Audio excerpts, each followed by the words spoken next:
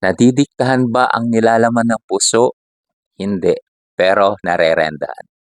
Kabahagi na ata ng buhay OFW ang kabit. Paglilinaw, hindi lahat ng OFW ay nangangabit. Bagamat yung iba, biktima din lang at di sinasadyang maging kabit, sa totoo lang, walang gustong maging kabit o kirida. Tama?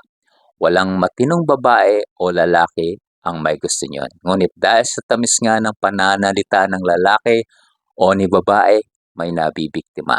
Pero ngayon, mas gusto kong isipin na desisyon o choice na ang pangangabit, maging lalaki man o babae. Subalit, ito ang isipin nyo guys, habang nagpapatuloy ka sa bawal na pagsasama na yan, may sinisira kang pamilya, may sinisira kang relasyon, may sinisira kang oportunidad, may sinisira kang kinabukasan at ito pa, ninanakaw mo sa totoong pamilya ang para sa kanila. Kailangan ko pa bang sabihin kung ano mga yon?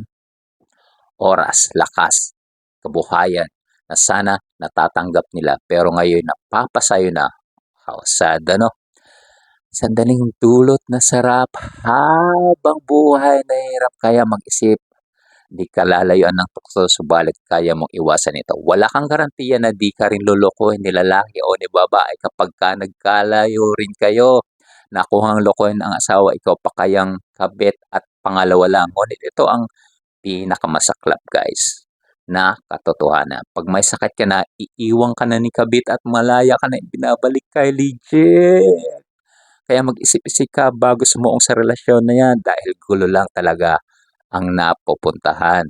Maraming madadamay o nadadamay sa bawal na relasyon na yan. Sa dati mga kaibigan mo, lumayo na sa'yo. Mga parents o siblings mo, nag-away dahil sa pagtatakip sa'yo.